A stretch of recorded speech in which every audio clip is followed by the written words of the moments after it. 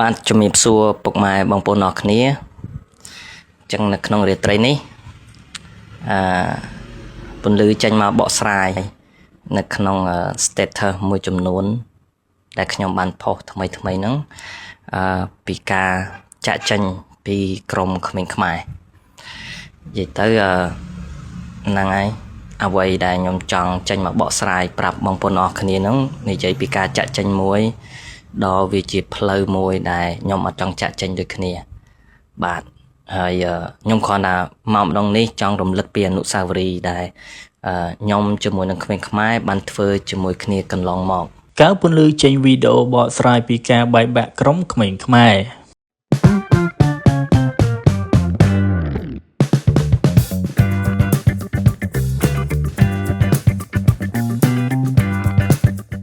បណ្ដាអ្នកគាំទ្រមួយចំនួនប្រហែលជាបានជ្រាបរួចមកហើយថាមួយរយៈចុងក្រោយនេះមានការបង្ហោះព័ត៌មានពាក់ព័ន្ធនឹងការបែកបាក់ក្រុមក្មេងខ្មែរដែលបានធ្វើឲ្យអ្នកគាំទ្រជាច្រើនមានការខកចិត្តនិងមិនចង់ឲ្យមានលទ្ធផលបែបនេះកើតឡើងនោះទេ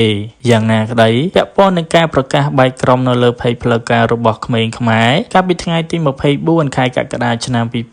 2026លោកកៅពន្លឺបានចេញវីដេអូបកស្រាយនៅថ្ងៃទី8ខែសីហាឆ្នាំ2026នេះថាការប្រកាសបែកក្រុមនោះគ្រាន់តែជាការធ្វើឲ្យមហាជនចាប់អារម្មណ៍និងជាយុទ្ធសាស្ត្រទីផ្សារសិល្បៈតែប៉ុណ្ណោះលោកកៅពន្លឺក៏បានបញ្ជាក់ផងដែរថា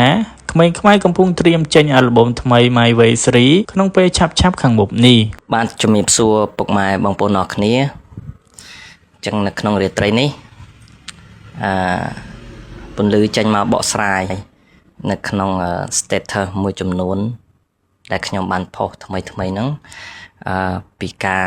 ចាក់ចេញពីក្រមក្មេងខ្មែរនិយាយទៅហ្នឹងហើយអ្វីដែលខ្ញុំចង់ចេញមកបកស្រាយប្រាប់បងប្អូនអរគ្នាហ្នឹងនិយាយពីការចាក់ចេញមួយដល់វាជាផ្លូវមួយដែលខ្ញុំអត់ចង់ចាក់ចេញដូចគ្នាបាទហើយខ្ញុំគ្រាន់តែមកម្ដងនេះចង់រំលឹកពីអនុស្សាវរីយ៍ដែលខ្ញុំជាមួយនឹងក្មេងខ្មែរបានធ្វើជាមួយគ្នាកន្លងមកនិយាយទៅដំណើរនៅក្នុងការធ្វើតន្ត្រីកន្លងមកខ្ញុំបានមានអារម្មណ៍ថាខ្ញុំសប្បាយចិត្តរីករាយខ្លាំងមែនទែនដែលបានចូលរួមបាទបង្កើតស្នាដៃជាមួយនឹងក្រុមក្មេងខ្មែរកន្លងមកដូចតែអ្នកគ្នាបានឃើញហើយបើសិនជា fan របស់ក្មេងខ្មែរពួកយើងបានដើរមកជាមួយគ្នាក៏យូរអង្វែងដែរហើយការដែលយើងបានដើរនៅក្នុងអំឡុងពេលយូរអង្វែងទាំងនោះវាជាកម្លាំងចិត្តបានមកពីបងប្អូនទាំងអស់គ្នាហើយដោយអ្នកគ្នាបានដឹងហើយថាការជួបវាតែងតែមានការបែកហើយបាទយើងធ្លាប់កំសត់កម្រជាមួយគ្នាបាទចាប់ផ្ដើមមានតែ2នាក់ទេយើងចាប់ផ្ដើមនៅក្នុងការធ្វើតន្ត្រីមួយនេះរៀបដួលហ្នឹងវាមិនលើសពី6 7ដងទេហ្នឹងហើយវាជាដំណាក់កាលមួយដែលយើងបានរៀនសូត្រពីអ្វីថ្មីនិយាយទៅបើនិយាយពីក្រុមក្មេងខ្មែរវិញយើងមានចំណុចខ្វះខាតច្រើនណាតាំងពីយើងធ្វើពីដើមមកប៉ុន្តែចំណុចខ្វះខាតភាគច្រើនខ្ញុំបានរៀនសូត្រពីអ្នកដែលគាត់គាំទ្រមកវិញគាត់ឲ្យ feedback ល្អច្រើនបាទបន្ទាប់មកក៏នឹកថាអ្វីដែលជាចំណុចខ្វះខាតរបស់ពួកយើងហើយដោយអ្នកគ្នាបានឃើញហើយតាំងពីដើមមកអ្វីដែលយើងបានធ្វើគឺអត់សូវមាន sponsor ទេយើងចេះតែចង់រងចាំដែរប៉ុន្តែការរងចាំទាំងនោះវាត្រឹមតែពាក្យរងចាំតែប៉ុណ្ណោះចាត់ទុកថាខ្ញុំខ្លួនឯងខ្ញុំអត់សូវចេះធ្វើទីផ្សារនៅក្នុងក្រុមក្មេងខ្មែរណាបាទប៉ុន្តែដោយឡែកខ្ញុំអត់បានយកចំណុចនៅក្នុងការធ្វើទីផ្សារវាជារឿងសំខាន់តែម្ដងទេព្រោះថាកាលណាដែលយើងរងចាំថវិការងចាំ sponsor ពីអ្នកដទៃ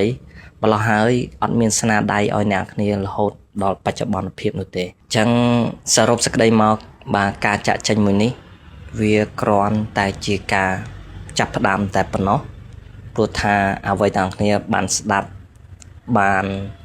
ដឹងពីអ្វីដែលខ្ញុំទៅសេ status កន្លងមកបាទនៅក្នុងក្មេងខ្មែរក្តីពីសុជាតិក្តីពីខ្ញុំក្តី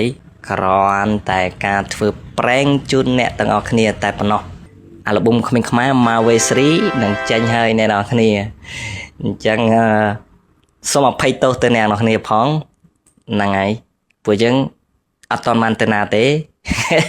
អ្វីដែលយើងចង់បានហ្នឹងគឺ fan ក្មេងខ្មែរ ចូលរួមមកវិញស្ងាត់យូរហើយបាទខានចេញអាប៊ុំចិត្ត3 4ឆ្នាំហើយកុំភ្លេចរងចាំទស្សនាខ្ញុំបាទពន្លឺពីក្រុមក្មេងខ្មែរបាទសូមអរគុណសូមជម្រាបលា